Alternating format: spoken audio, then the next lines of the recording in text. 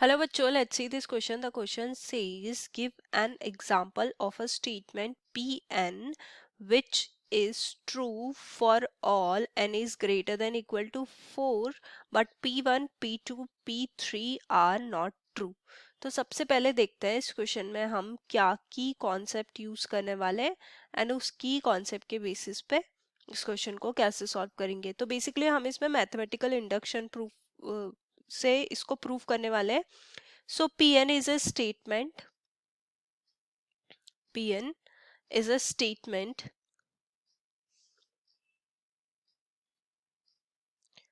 उसको कैसे प्रूव करेंगे कि वो Pn के लिए ट्रू है. तो यानी कि उसके लिए सबसे पहले हमें बेसिक यानी कि सबसे स्मॉलेस्ट नंबर से ट्राई करना है. तो देखो यहाँ पे n is greater than equal to, अगर मैं यहाँ पे n belongs to natural number लूँ यानी कि 1 से स्टार्ट हो रहा है तो 1 का ले लेंगे. पहले प्रूव करना है P1 is true and then हमें प्रूव करना है इफ PR इज ट्रू. हमें ये अज्यूम करके चलना है कि PR ट्रू है. देन उससे हमें प्रूव करना है that PR+1 is true. Then यही हमारा मैथमेटिकल इंडक्शन है. Then Pn is true for all n belongs to natural number. अब यहाँ पे n is greater than equal to 4 है तो उसके लिए हम एक एग्जाम्पल ले लेते हैं. तो हम ले लेते हैं Pn 2n is less than n factorial for all n is greater than equal to 4. अब देखो यहाँ पे सबसे पहले हम क्या करते हैं, देखते हैं P1 के लिए ट्रू है कि नहीं है. P1 यानी कि 2 यानी कि 2 and 2 is less than 1 factorial. 1 factorial is 1. तो यानी कि ये स्टेटमेंट तो इनकरेक्ट है क्योंकि 2 हमारा ग्रेटर देन है 1 से. तो P1 is not true. Similarly P2 देखते हैं. P2 is 2 that is 4. देखते हैं 4 जो है वो 2 फैक्टोरियल से लेस देन है कि नहीं है. 2 factorial that is 2 into 1 that is 2. यानी कि ये 4 इज लेस देन 2 ये भी पॉसिबल नहीं है. यानी कि P2 is not true.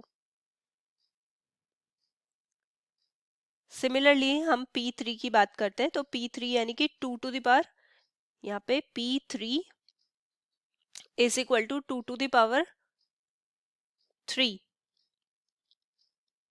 So that is 8. अब देखते हैं ये लेस देन है कि नहीं है 3 फैक्टोरियल से. So 3 factorial is equal to 3 into 2 into 1 so that is 6. Again ये हमारा ट्रू नहीं है. P3 is not true. अब P4 के लिए देखते हैं.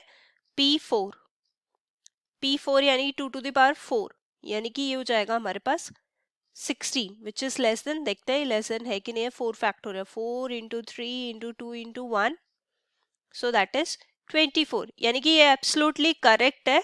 यानी कि कह सकते हैं P4 इज ट्रू. अब P4 तो हमने प्रूव कर दिया ट्रू है. अब Pn के लिए भी हमें प्रूव करना पड़ेगा कि वो ट्रू है कि नहीं है. तो हमें अज्यूम करना पड़ेगा that PR is true. PR is true यानी कि PR बोल सकते हैं that is 2 r is less than r factorial. अब क्या करेंगे, हमें क्या प्रूव करना है PR+1 इज ट्रू और नॉट. सो 2 r में हम क्या करते हैं 2 से मल्टीप्लाई कर देते हैं. 2 से मल्टीप्लाई कर देंगे तो ये हमारे पास क्या बन जाएगा, दोनों साइड 2 से मल्टीप्लाई कर देते हैं जो प्रीवियस स्टेटमेंट है.